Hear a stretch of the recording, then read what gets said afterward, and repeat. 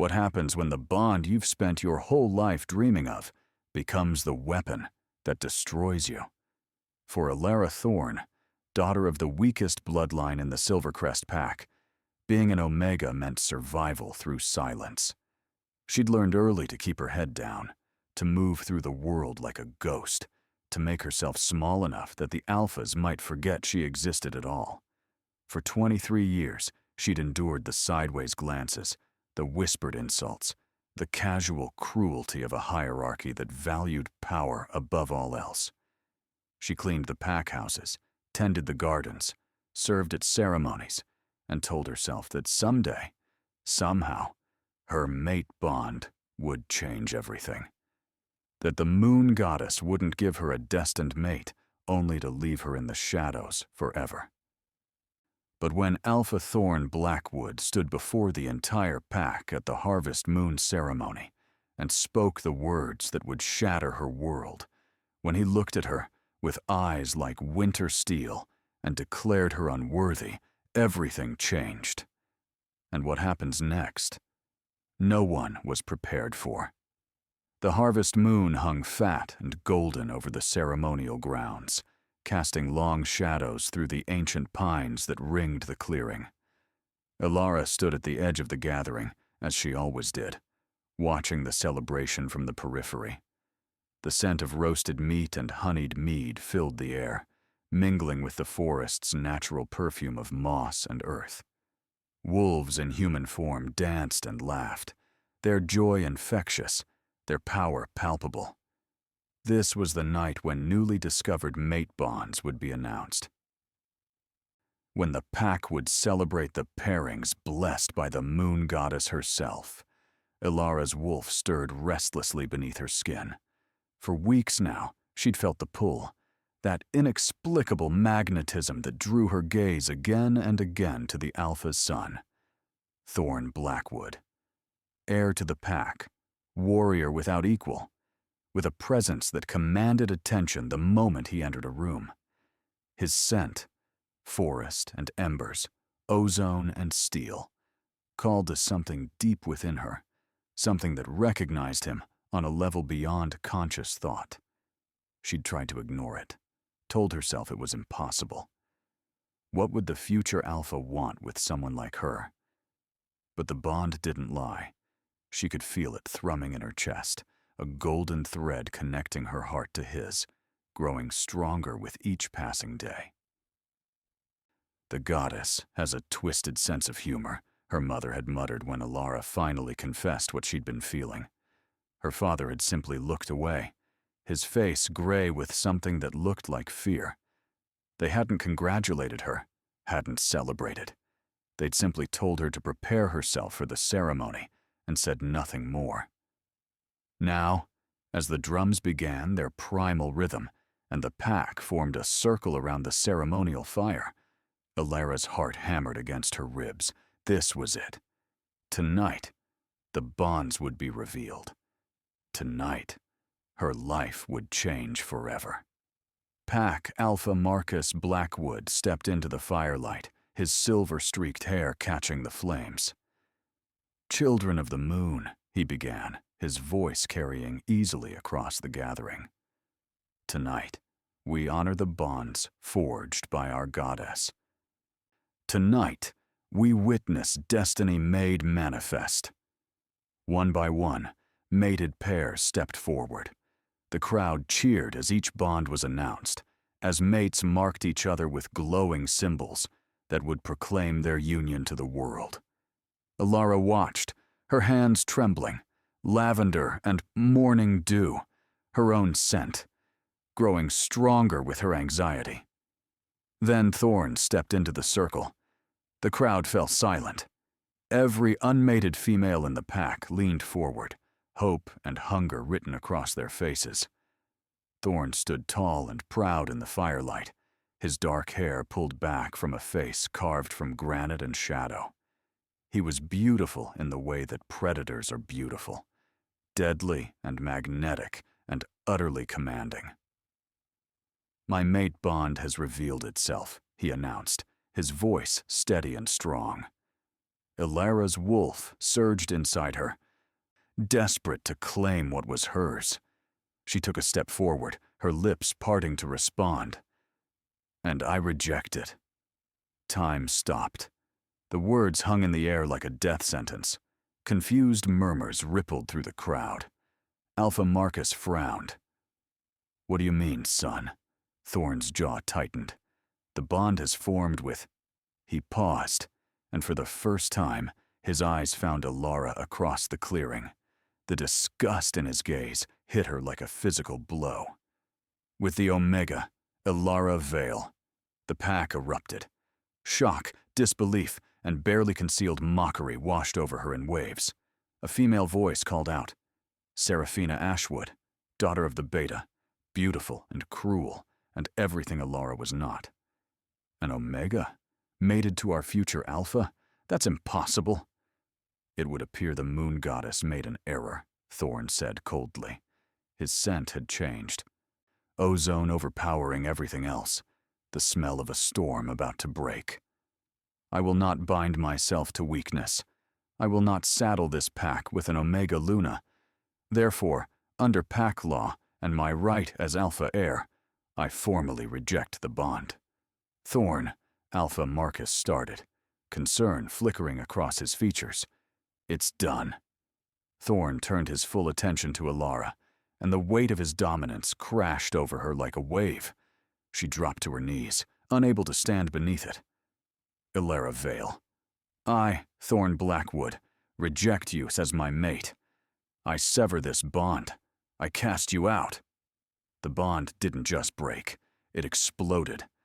Pain unlike anything Ilara had ever imagined tore through her chest.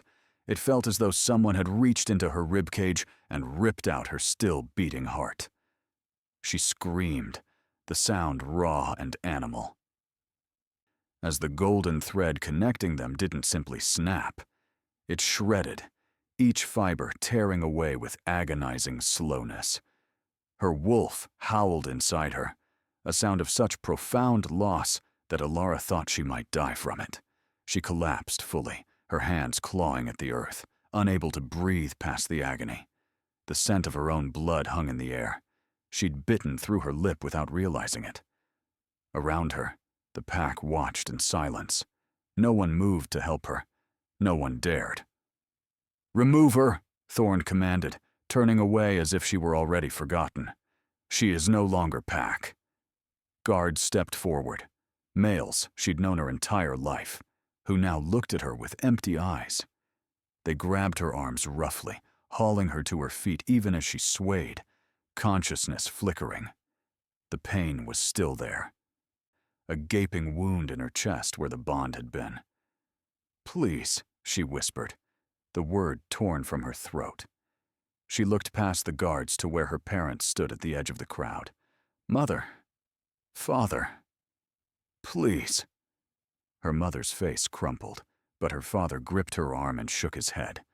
They said nothing, did nothing, simply watched as the guards dragged their daughter toward the pack's borders. "You will leave Silvercrest territory by dawn," one of the guards said, his voice carefully neutral. "Cross back, and you'll be killed as a rogue." They released her just beyond the boundary markers, in the wild lands, where werewolves ventured only in groups, where dangers lurked that even alphas respected. The autumn night air bit at her skin, and in the distance, thunder rumbled. A storm was coming. Ilara stumbled forward. Each step a monumental effort. The bond's destruction had left her weak, shaking, hollow. Her wolf had retreated so far inside her that Ilara couldn't feel her presence at all. She was alone in a way she'd never been before. Truly, devastatingly alone. The first drops of rain began to fall as she collapsed against a massive oak tree, sliding down its trunk until she sat in the moss and fallen leaves. The storm broke fully then, rain hammering down in sheets, soaking through her ceremonial dress, the one she'd embroidered with silver thread, the one she'd worn thinking tonight would be the beginning of her happiness. She should move, should find shelter. should do something other than sit here while the temperature dropped and the storm raged and hypothermia crept closer with every passing minute. But what was the point? She was nothing. An Omega without a pack, without a mate, without even her parents' love. She was a mistake the moon goddess had made, an error Thorn had corrected. Perhaps it would be better to simply let go. The rain turned to sleet, then snow. Alara's lips went numb, her fingers too. The trembling that had racked her body slowly stilled as a strange warmth began to spread through her limbs, the kind of warmth that came at the end. The body's final lie before death claimed victory. She closed her eyes. This is it, she thought distantly. This is how it ends. Her last conscious thought was a whisper to the moon goddess. Why did you make me, if only to let me die like this? Then darkness swallowed her whole. Warmth.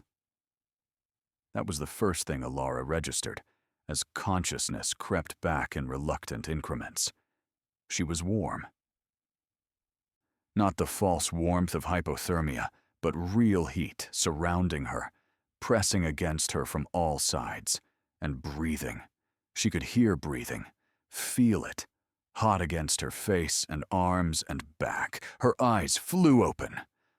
Wolves, massive wolves, larger than any she'd ever seen, formed a circle around her.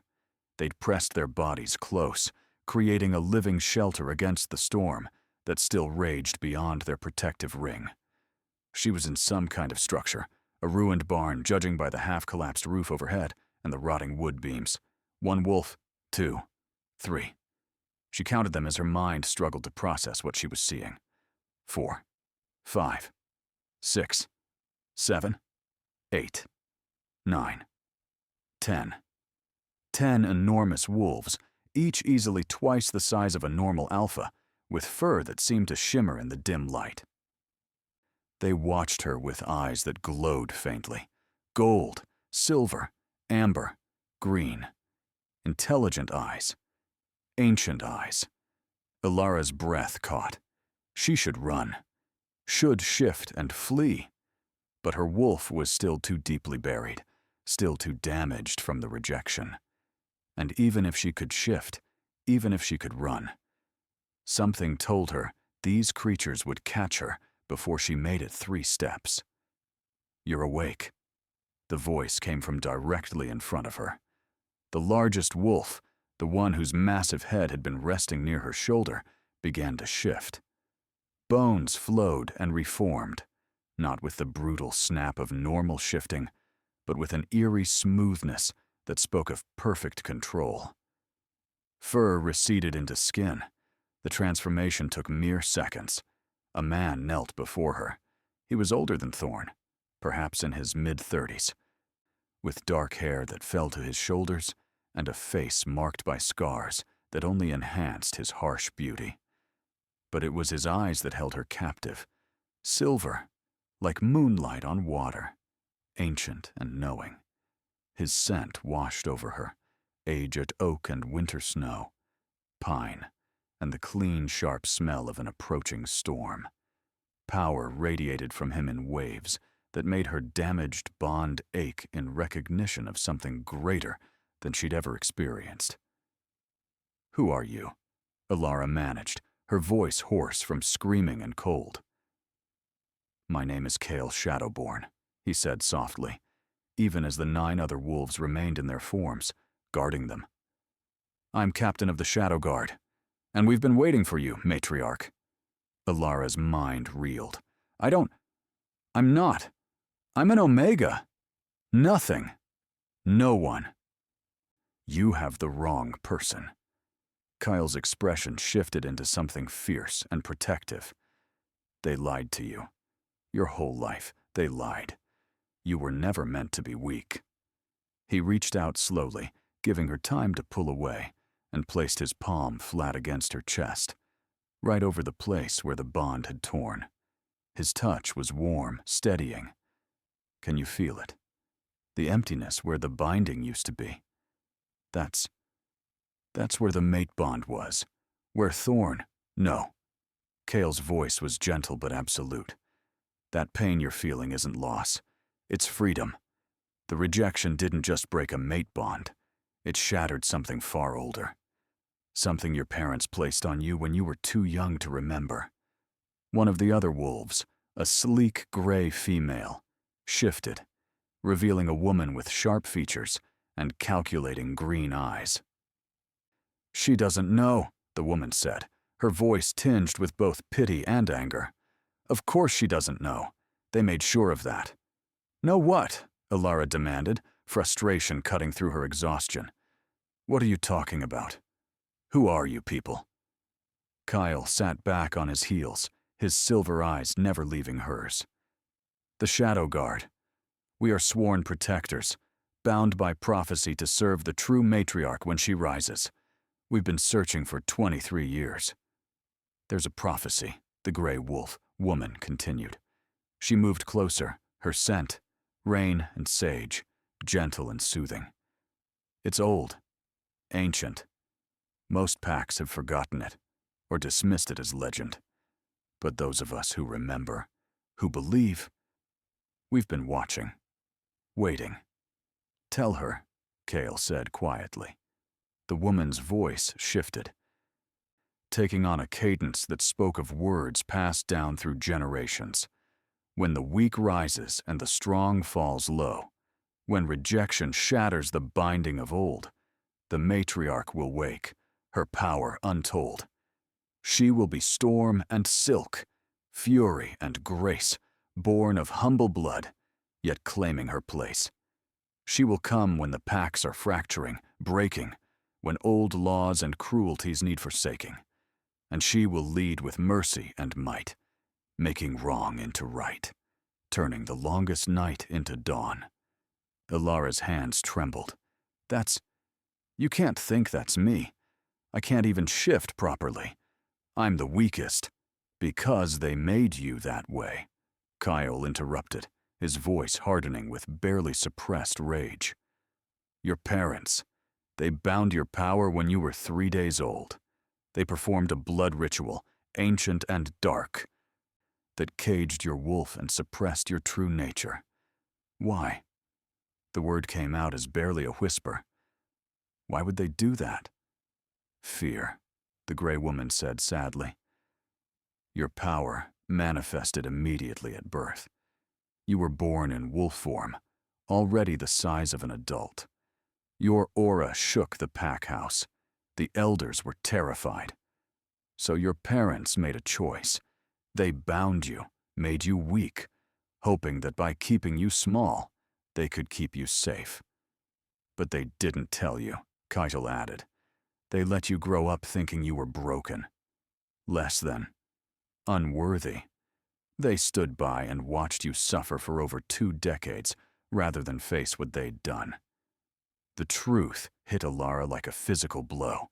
All those years, all that pain, the cruelty she'd endured, the way the pack had treated her like dirt beneath their feet, the rejection that had nearly killed her, all of it built on a lie.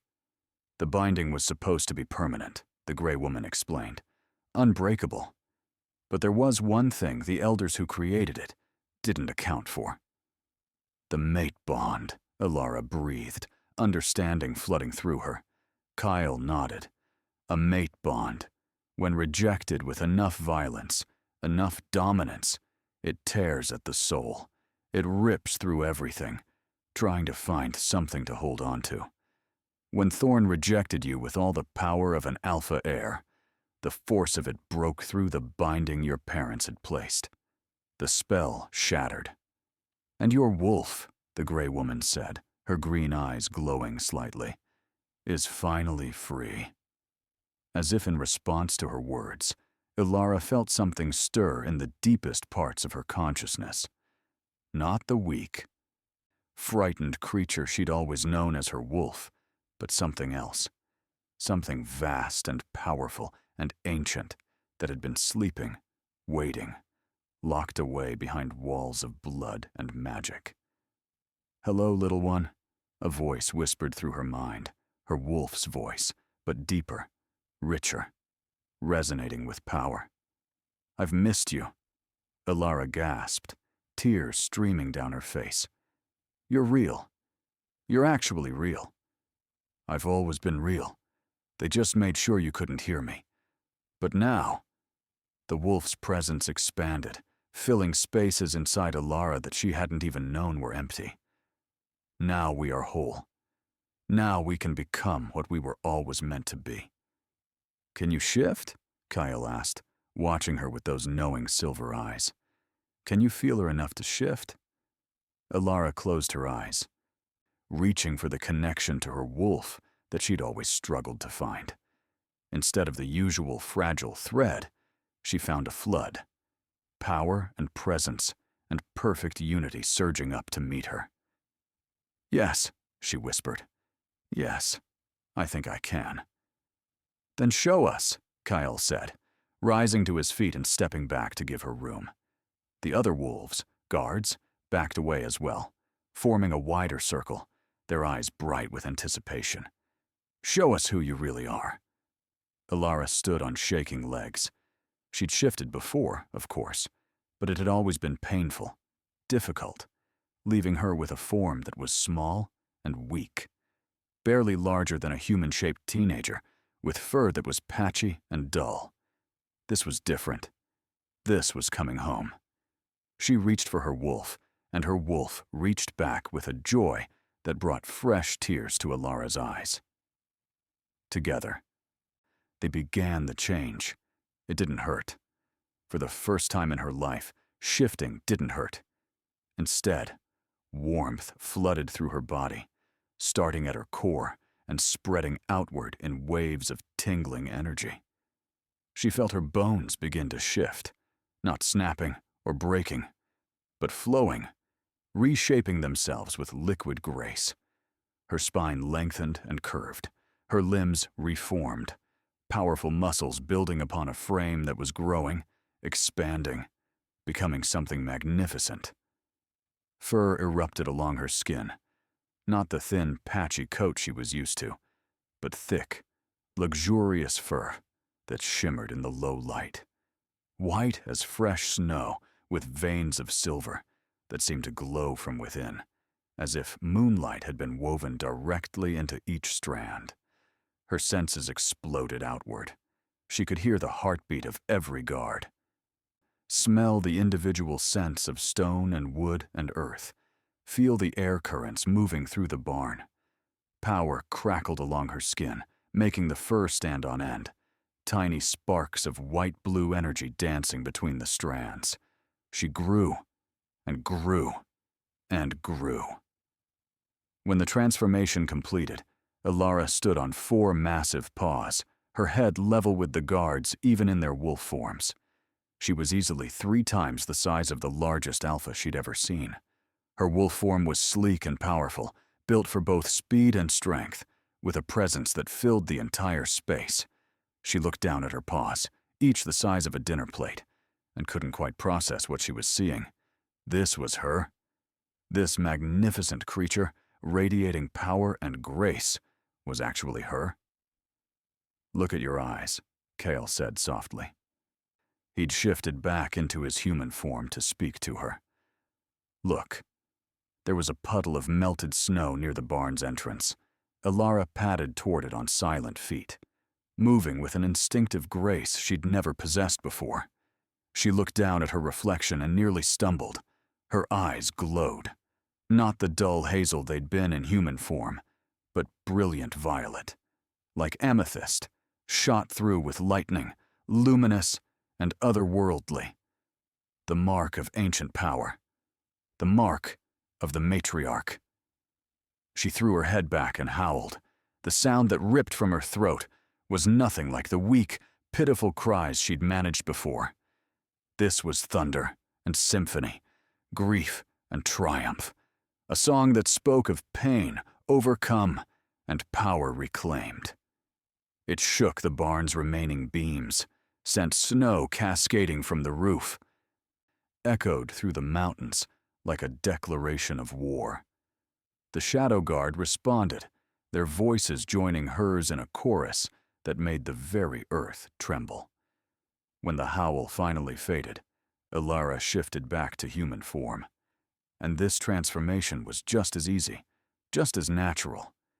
She stood naked and shaking, but not from cold, from the sheer, overwhelming reality of what had just happened. Kyle stepped forward and wrapped a cloak around her shoulders, his touch carefully respectful. "Welcome back," he said simply. "Matriarch Ilara, the true queen has risen." The gray woman, who introduced herself as Lyra Stormcaller, smiled for the first time, her entire face transforming. "She is magnificent." "She is everything the prophecy said she would be," rumbled a massive male as he shifted to human form. Bronzed skin and golden eyes, built like a mountain. "Cato Ironheart, Matriarch, I am yours to command." One by one, the other guards shifted and introduced themselves. Finn Nightwhisper, slight and quick with amber eyes and a mischievous grin. Thalia Moonweaver, elegant and deadly, her hair like spun silver. Marcus Ashford, scarred and serious, a strategist's mind behind battle-hardened features. Delia Swiftclaw, fierce and protective, with copper-red hair and a laugh like wind chimes. Ronan Shadowfang, quiet and watchful, his dark eyes missing nothing. Soren Frostborn, pale as ice with eyes to match, radiating contained violence. And finally, Cain Bloodmoon, the youngest of the guard, barely older than Ilara herself, with earnest brown eyes and a smile that promised mischief. 10 guards. Her guards. The Shadow Guard, sworn to protect the matriarch, waiting 23 years for her to awaken. "I don't understand," Ilara said, pulling the cloak tighter around herself. "If the prophecy was real, if I was always meant to be, why didn't anyone know? Why didn't my parents tell me?" "Tell someone?" Kael's expression darkened. "Because the current Alpha Council fears change. They've built their power on the hierarchy, on keeping Omegas downtrodden, on maintaining dominance through strength and cruelty. A matriarch threatens all of that. The prophecy speaks of making wrong into right, of old laws being broken. Your existence challenges everything they've built. So my parents bound me and hoped no one would ever know what I was." "Yes," Lyra confirmed gently. "They thought they were protecting you, but in trying to keep you safe, they condemned you to a life of suffering." Ilara's hands clenched into fists. "And Thorn? Did he know?" "No," Kael said with certainty. "Thorn is arrogant and cruel, but he had no knowledge of what you truly are. To him, you were simply an Omega, an embarrassment he couldn't accept. His rejection was born of pride and ambition, nothing more. He made a mistake." Kael's smile was sharp and cold. "He didn't just reject his mate. He severed his bond with the most powerful wolf in 10 generations. He freed the matriarch. And when that truth comes to light, he will regret every choice he made tonight for the rest of his considerably shorter life."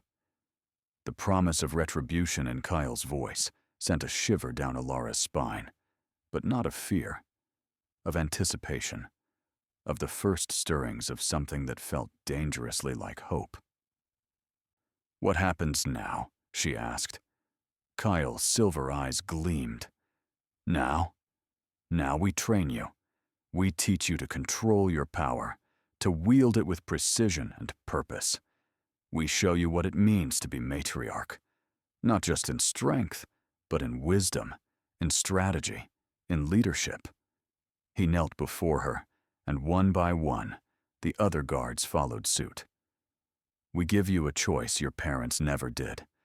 We ask you, will you claim your birthright? Will you rise and take your place as queen?"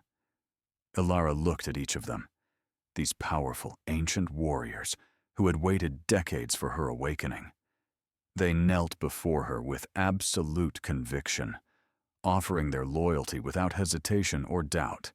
They believed in her. They saw in her what no one else had ever bothered to look for. She was no longer the weak Omega cast out to die. She was no longer the girl who'd been rejected and humiliated. She was Alara, the matriarch, and she had been asleep far too long. "Teach me," she said, her voice steady and sure. "Teach me everything." Kyle's fierce smile could have lit the darkness. "As you command, my queen." The days that followed blurred together in a haze of discovery and transformation. The Shadow Guard had established a hidden sanctuary deep in the northern mountains, far beyond the borders of any pack territory. It was a place of wild beauty, towering pines and crystalline lakes, caves that ran deep into the mountain's heart, and meadows that bloomed even as winter approached. Alara learned that the guards weren't ordinary wolves. They were something older, something that predated the modern pack system. They called themselves the Unchained, warriors who had broken free from the rigid hierarchy centuries ago, who had devoted themselves to a greater purpose: finding and protecting the prophesied matriarch. Kale was patient, but demanding as a teacher. Each dawn found Alara in the training grounds, a clearing ringed by ancient stones where the snow never quite melted. He taught her to shift with thought alone, to flow between forms as easily as breathing. "Your power isn't just physical," he explained one morning, circling her as she held her wolf form. The scent of winter snow and pine that always surrounded him was soothing in its consistency. "You're empathic. You can sense emotions, read intentions. Focus on me. Tell me what I'm feeling." Alara closed her glowing eyes and reached out with senses she was only beginning to understand. The connection formed instantly, a thread of awareness that let her feel the currents of Kale's emotions: determination, pride, and underneath it all, a fierce protectiveness that made her chest tight. "You're proud," she said softly, "and protective, like you've been waiting your whole life for this moment, and now that it's here, you're terrified something will take it away." Kyle stopped moving. "Very good. That's exactly right." His voice had gone rough. "I was 12 when my mother told me about the prophecy, 15 when I swore my oath to find and protect the matriarch. I'm 37 now. I've spent 25 years searching. So yes, I'm terrified of losing you before you're ready to face what's coming." Lyra taught her about the pack mind, the network of consciousness that connected wolves within a territory. As matriarch, Alara could feel every wolf for miles, could push commands through that connection with a thought. "But never use it lightly," Lyra warned, her sage and rain scent sharp with seriousness. "Forced dominance breaks the spirit.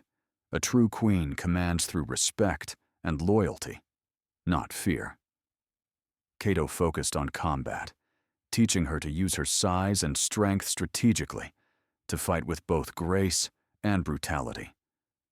Finn showed her how to move silently, to become one with the shadows, to strike from nowhere and vanish like smoke. Each guard had their specialty, and each poured their knowledge into her with dedicated focus. But it wasn't just training. In the evenings, they gathered around fires and shared meals, told stories, and laughed. Delia had a wicked sense of humor that could make even serious Marcus crack a smile. Kane was terrible at cooking, but insisted on trying anyway, his earnest efforts endearing even when the results were questionable. Thalia sang songs in an ancient language Alara didn't recognize, but that made her wolf harmonize without conscious thought. They became family, the family she'd never truly had. Weeks passed, and Alara felt herself changing, not just physically, but fundamentally. The quiet, frightened girl who'd been cast out was gone. In her place stood someone confident, powerful, sure of her place in the world. She'd stopped seeing herself through others' eyes and started seeing herself through her own. One night, as she sat with Kale overlooking the moonlit valley, she finally voiced the question that had been building in her chest. "You're not just my guard, are you?" she asked quietly. "This thing between us, this pull, it's not one-sided." Kyle was silent for a long moment, his silver eyes reflecting the moon. "No," he finally said. "It's not one-sided. From the moment I saw you in that barn, dying from cold and rejection, I knew. You're not my fated mate. The moon goddess only grants one of those, and Thorn squandered his blessing. But you are my chosen mate, the one I would select from all others, if you would have me." "Chosen," Ilara repeated, testing the word. It felt right in a way that fated never had. A choice, not destiny forced upon them, but a decision made with open eyes and willing hearts. "I am sworn to protect you," Kale continued carefully. "I will respect whatever boundaries you set. If you wish for me to remain only your guard, your teacher, I will do so without complaint or resentment. Your comfort and happiness are paramount." Ilara turned to face him fully, studying the strong lines of his face, the scars that spoke of battles survived, the silver eyes that saw her, truly saw her, for exactly what she was. "And if I want more than that?" Kale's breath caught. The scent of storm grew stronger, charged with emotion. "Then I would count myself the most fortunate male in existence, and I would spend every remaining day proving myself worthy of the honor." She kissed him. It was tentative at first, testing, exploring. But when he responded, when his hand came up to cup her face with a gentleness that belied his warrior's strength, the kiss deepened into something that felt like coming home. When they finally broke apart, both breathing hard, Ilara smiled. "I choose you, too," she whispered against his lips. "Kale Shadowborn, captain of the Shadow Guard, I choose you as my mate." The bond snapped into place. It was nothing like the violent, painful connection with Thorn. This was warm and golden and right, settling into her chest like it had always belonged there. She could feel Kyle's emotions now, wonder and joy and fierce love, as clearly as her own. Could feel his wolf recognize hers. Alpha acknowledging queen, warrior bowing before matriarch, but also mate, greeting mate with equal joy. "My queen," Kajal breathed reverently. "My Ilara, my mate." She pulled him close, and they stayed that way until dawn painted the sky in shades of pink and gold. The peace couldn't last forever. It was Cain who brought the news, bursting into the sanctuary at a dead run, his young face pale with alarm. "Scouts, from Silvercrest." "They've found us." Ilara looked up from where she'd been practicing her empathic abilities with Thalia, her heart immediately kicking into overdrive. "How many?" "3. But they ran the moment they saw our patrols." Kane's brown eyes were worried. "They'll report back. Tell Thorn that you're alive. That you're what you are." Kale emerged from the training grounds, already armed and radiating lethal intent. The mate bond thrummed between them, and Ilara could feel his rage beneath the calm exterior. "How long until they reach the pack?" "Hours," Finn said, appearing from the shadows where he'd been on watch. 4, maybe 5. They'll go straight to the Alpha." "Then Thorn will mobilize," Marcus said grimly, his strategist's mind already working through scenarios. "He can't afford to have an Omega, especially one who's become something more, alive and loose. It threatens his authority, his rejection, everything he's built his reputation on." Lyra's green eyes were cold. "He'll bring an army. He'll want to make an example. Show the packs that challenging his authority results in death." "Let him come," Ronan said quietly, his hand on his weapon. "We've been preparing for this." Ilara stood, feeling her power rise to meet the challenge. The frightened girl who'd been cast out would have run, would have hidden. But the matriarch, the queen? She would stand and fight. "They've found our sanctuary," she said clearly, looking at each of her guards, her family in turn. "We could run, could relocate, but that's not what a leader does." She took a deep breath, feeling her wolf surge in agreement. "This ends now. One way or another, the Silvercrest pack will learn what they cast out, what they lost, and they will understand that the old ways, the cruelty, the hierarchy built on oppression, end today." Kale's smile was proud and fierce. "Then we prepare for war." The Shadow Guard moved with practiced efficiency. Weapons were checked, strategies discussed, defenses established. They chose the valley as their battlefield, a wide clearing surrounded by dense forest, with high ground advantage and multiple escape routes if needed. Not that Ilara planned on running. The sun was setting when they arrived. Ilara could smell them first.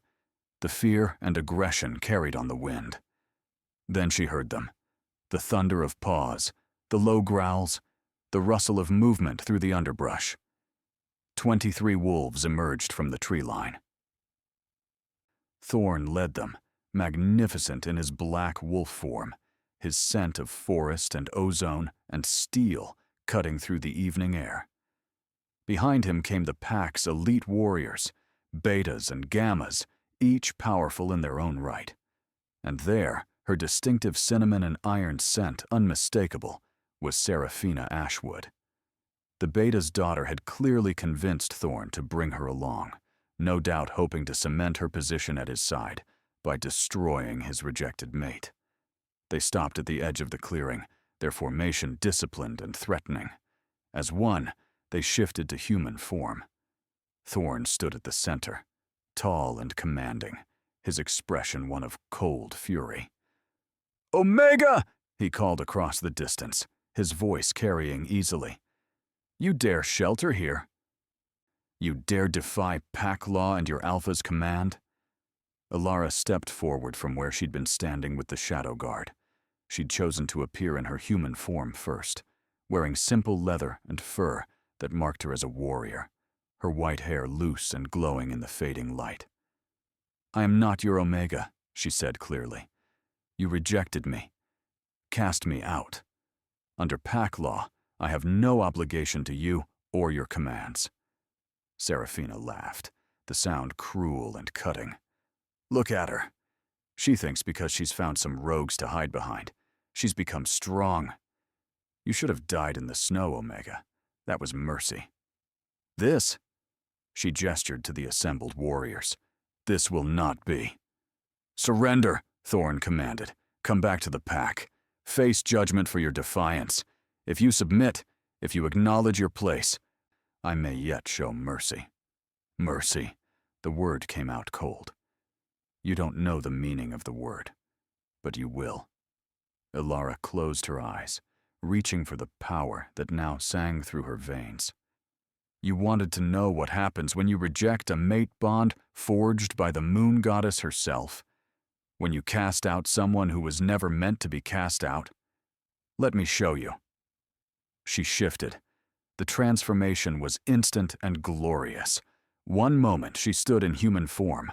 The next, she was the massive white and silver wolf, her violet eyes blazing like stars, power radiating from her in visible waves that made the ground beneath her paws crack and smoke.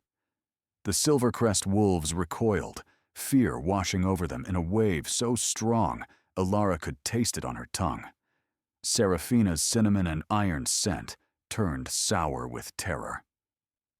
Even Thorn took a step back, his eyes wide with disbelief. "Impossible," he whispered. "You're looking at the impossible," Kale said, shifting to stand beside Ilara in his own massive form, equally large, equally powerful, his presence that of a warrior king. "This is Ilara, the matriarch, the prophesied queen, the one your ancestors foretold. The one you rejected and cast out to die. The matriarch is a myth, Seraphina snarled, but her voice shook. Does she look like a myth to you? Lyra asked, amused, as she and the rest of the Shadow Guard shifted and formed a line behind Alara.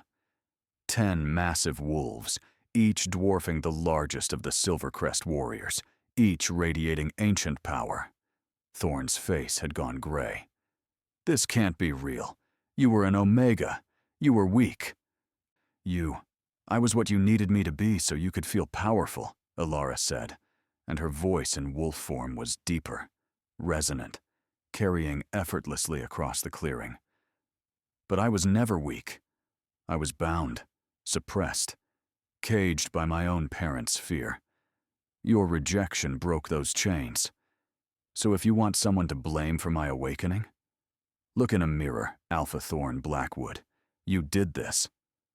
Seraphina, perhaps too prideful or stupid to recognize the danger, suddenly shifted and charged. She was fast. She was skilled. As the Beta's daughter, she'd been trained since birth to fight. But compared to Alara, she might as well have been moving through water.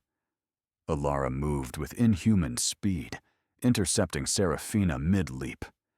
She caught the smaller wolf by the scruff and lifted her, simply lifted her, as easily as a mother carrying a pup.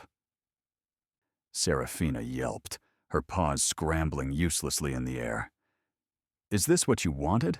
Alara asked softly, carrying Seraphina back toward the Silvercrest pack.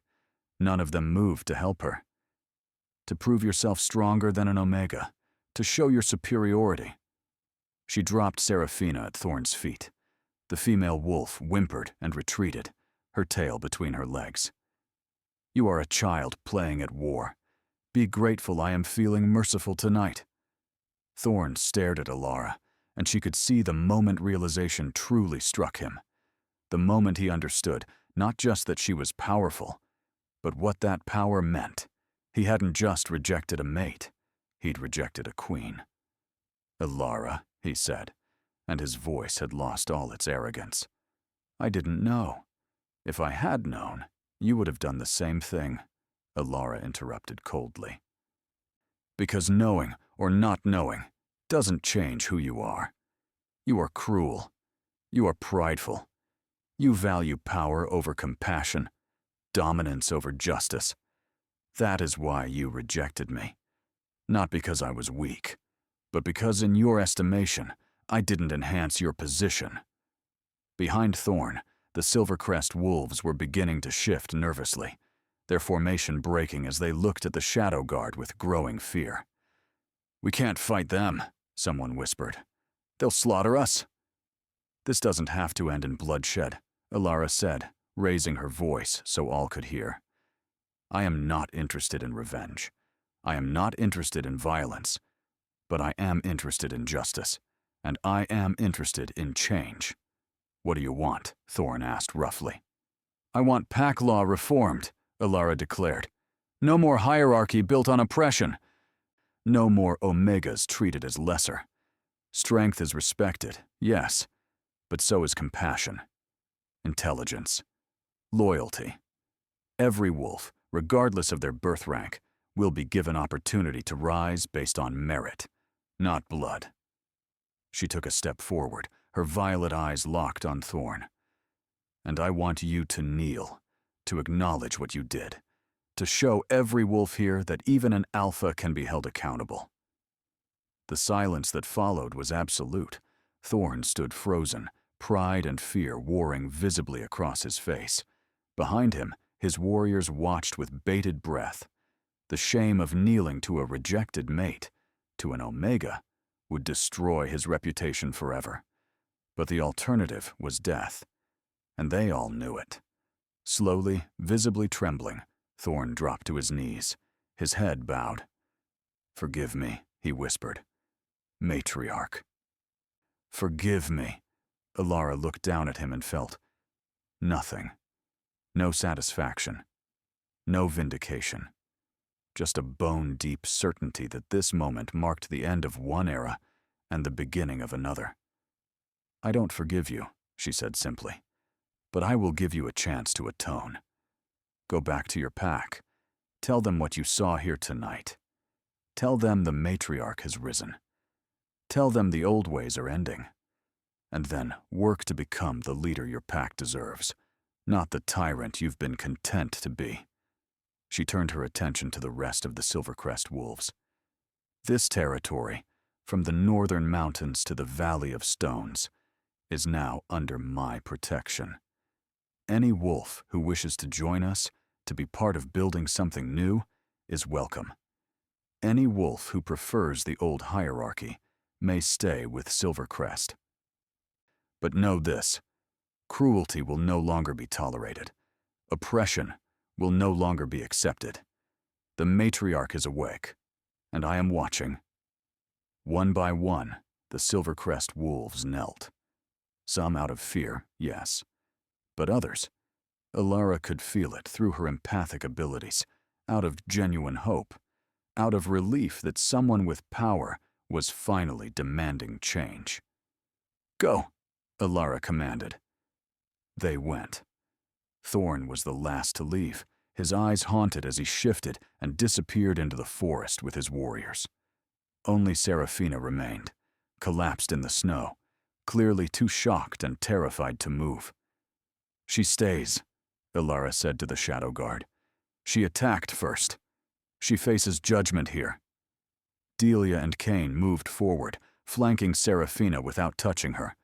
The message was clear: try to run, and you won't get far. As the sounds of the Silvercrest wolves faded into the distance, Kyle moved to Alara's side, his warm oak and snow scent grounding her. "You did well," he said softly, pride evident in every word. "You showed strength and mercy in equal measure. That is the mark of a true queen." Alara shifted back to human form, accepting the cloak Thalia offered her. "It's not over. Thorn's reputation is destroyed, but that makes him dangerous. Cornered animals bite hardest." "Then we'll be ready," Marcus said grimly.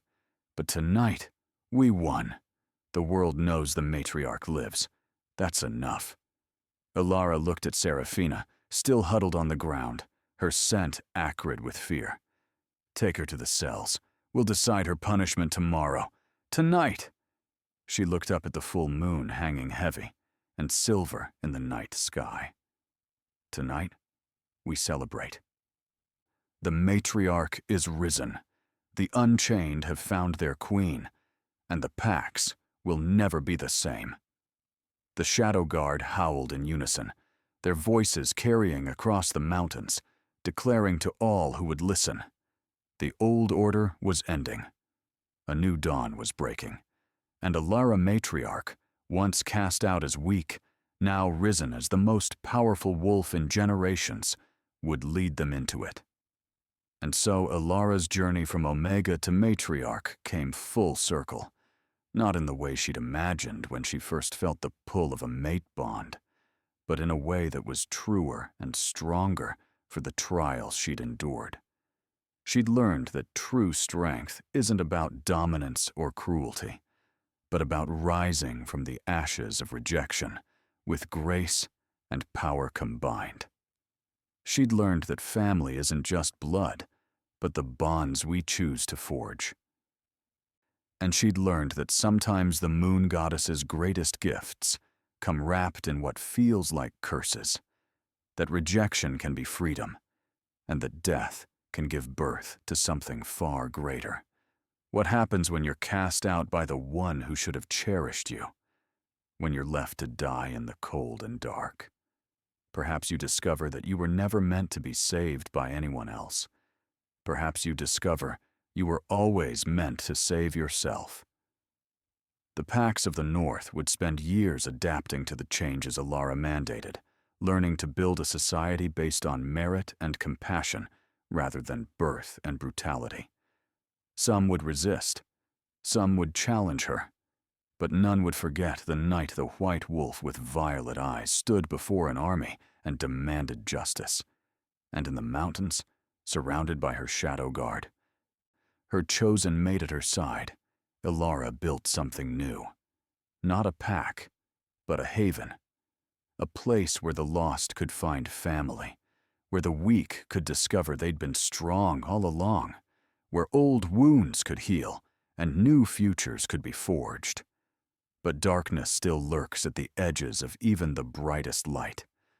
Beyond the borders of Ilara's growing territory, ancient threats stir. The blood moon is coming, and with it, something that even the matriarch's power may not be enough to face alone. Did you enjoy witnessing Ilara's transformation from rejected Omega to powerful matriarch? Do you believe Thorn deserved mercy or harsher punishment? And what do you think waits beyond the blood moon? If you loved this story, please give it a thumbs up and share your thoughts in the comments below.